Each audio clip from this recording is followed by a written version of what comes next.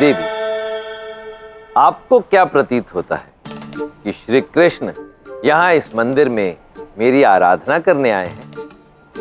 नहीं, श्री कृष्ण तो मुझे ये बताने के लिए आए हैं कि यज्ञ की जिस योजना में मैंने उन्हें फंसा दिया है, अब उसमें वो आगे क्या क्या लीलाएं करने वाले हैं। श्री कृष्ण क्या करने वाले हैं महादेव? उनकी लीलाएं तो वही जाने, हम कैसे समझ पाएंगे। परंतु हाँ, मैं अपने आराध्य के विषय में इतना अनुमान अवश्य लगा सकता हूँ कि अब वो देवर्षि नारद की अगली योजना में कोई ना कोई विघ्न अवश्य डालने वाले हैं। द्वारिकाधीश सहित आप सभी का उपवास है और देवी राधा ने भी तो अनुरोध किया है कि हम सब दोपहर तक महल में पहुंच जाए। नारद मुनि, आप जाना चाहते हैं तो निश्चित रूप से जाएं, किंतु मेरे मन में महादेव के लिए भक्ति अपार है, उनके लिए प्रेम अपार है, मैं यहीं रहूंगा। परंतु श्री कृष्ण, आपको भी तो उपवास खोलना होगा ना? यदि उपवास ही खोलना है तो यहाँ भी उसकी व्यवस्था की जा सकती है। यदि ऐसा ना भी हो तो मैं भूखा रह सकता हूँ, मुझे कोई आपत्ति नहीं, किंतु अपने महादेव के मंदिर से मैं नहीं निकल सकता। कब से भोजन बना के रखा है, दोपहर भी बीत गई है। पता नहीं क्या दशा हो रही होगी कृष्ण की भूख के कारण, अभी तक नहीं आया। इतनी दौड़ भाग में आज ही उपवास रखना था। नारायण नारायण। देवी राधा, श्री कृष्ण, देवी राधा आपकी प्रतीक्षा कर रही हैं वहाँ महल में। हाँ श्री कृष्ण, राधा हम सबकी प्रतीक्षा कर रही होगी। श्री कृष्ण, आपको रानियों के लिए सोचना ही होगा, आपको नहीं, किंतु इन्हें तो भूख लगी है ना। और यहाँ उपवास खोलने के लिए कोई व्यवस्था नहीं है। देखिए, कोई प्रबंध है? उपवास ही तो तोड़ना है। यदि आप सब चाहो, आप सबकी इच्छा हो, तो यहाँ भी आहार की व्यवस्था हो सकती है। जैसी आपकी आज्ञा श्री कृष्ण। आप जब उपवास तोड़ेंगे तभी हम सब भोजन करेंगे। हाँ, और निकट के किसी गांव से हम भोजन प्रबंध करने का प्रयास करेंगे। कहीं ना कहीं दूध, दही या चावल मिल जाए तो उचित रहेगा। मुझे लगता है कि सभी रानियां, हो सकता है कि खाली हाथ ही लौटे, तो मेरे विचार से शाम तुम्हें महल में जाना होगा। क्या मैं? किंतु मुनिवर, मैं महल क्यों जाऊं? देवी राधा ने महल में भोजन पकाया होगा, तुम जाकर उस भोजन को यहाँ लेकर आओ। किंतु मुनिवर, मेरी बात समझ। पुत्र नारद मुनि उचित कह रहे हैं।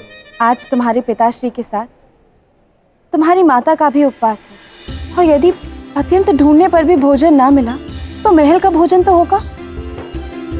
उचित है माता, आपके लिए मैं महल अवश्य जाऊंगा। आपका उपवास खुलना अत्यंत ही आवश्यक है।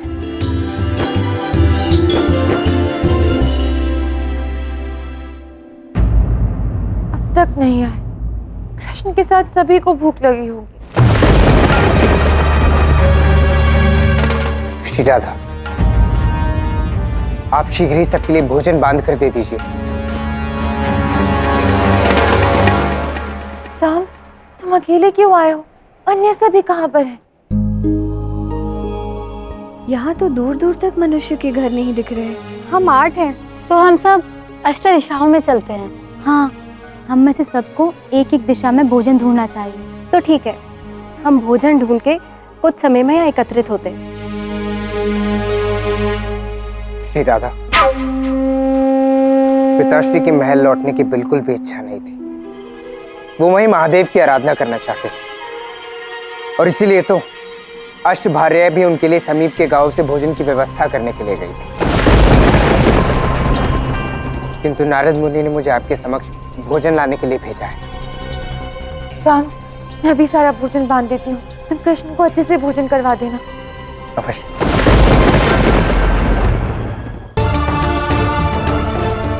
यहाँ समीप में तो कोई गांव ही नहीं है। हाँ, मैं भी चलते चलते थक गई, किंतु कोई लाभ नहीं हुआ। तो भूख के कारण मेरी दशा बिगड़ रही है। हम सब में से भी किसी को कुछ भी प्राप्त नहीं हुआ। अब क्या करें, हमें तो कुछ समझ ही नहीं आ रहा है।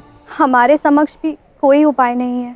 कोई उपाय ही नहीं है तो हम सब भी श्री कृष्ण के समीप ही बैठते हैं। जब तक श्री कृष्ण यहाँ से नहीं जाएंगे तब तक हम सब भी यही रहेंगे।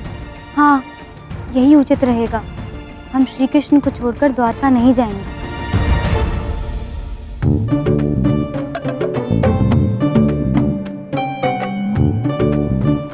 ये कहाँ उलझा दिया श्री कृष्ण ने। ना स्वयं जा रहे हैं और ना ही सबको जाने दे रहे हैं।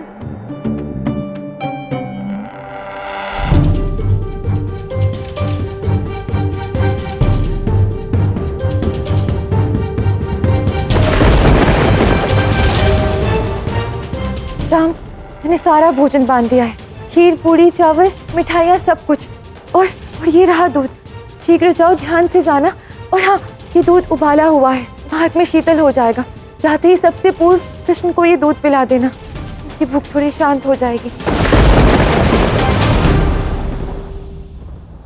श्री राधा, मैं देख रहा हूँ कि आपको पिताश्री की कितनी चिंता है, किंतु क्या आपने उन 8 रानियों के विषय में सोचा? उन्होंने भी तो आज उपवास रखा हुआ है। परंतु हाँ, आप क्यों उनके विषय में सोचेंगी? आपने तो आज उपवास रखा ही नहीं होगा। आपने तो बड़े ही आनंद से पहले ही भोजन कर लिया होगा, है ना? सांब,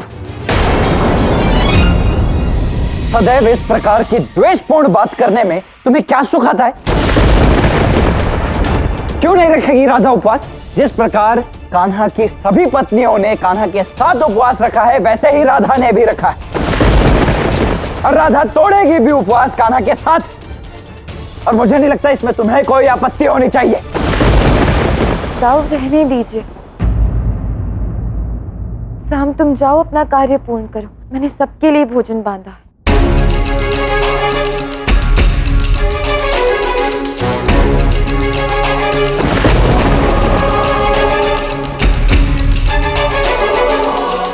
आओ राधा, मैं भी तो देखूं क्या क्या पकवान बनाए तुमने।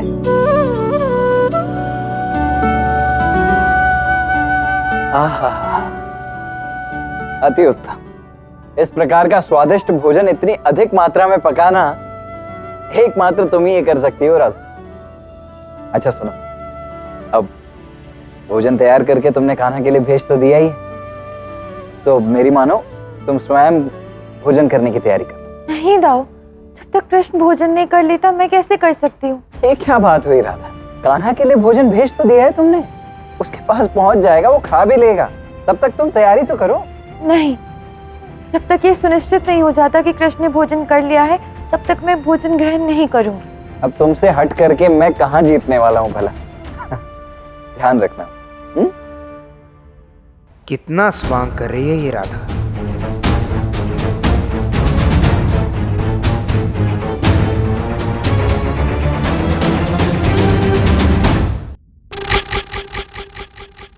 कृष्ण अब तक कैसी भूख सह रहा होगा।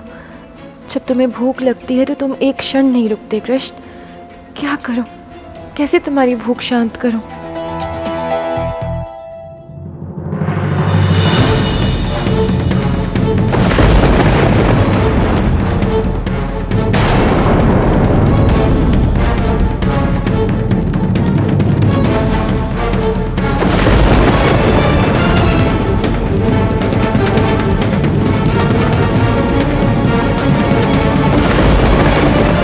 जाने शाम को कितना समय लगेगा वहां तक पहुंचने में।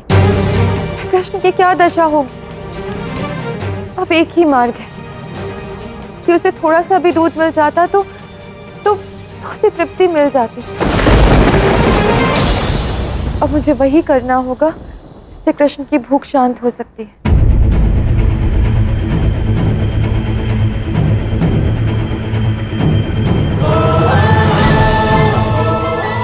राधा और कृष्ण एक ही। यदि तुम भोजन ग्रहण करोगी तो मैं तृप्त होऊंगा राधा। तो यहाँ ये दूध पीऊंगी तो वहां कृष्ण को तृप्ति मिल जाएगी। कृष्ण,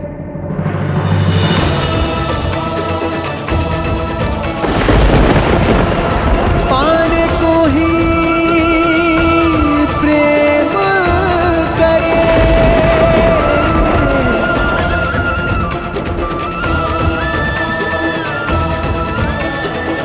जब की है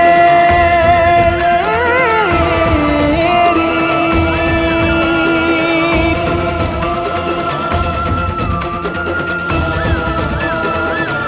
प्रेम अर्थ समझाएगी अब राधा कृष्णा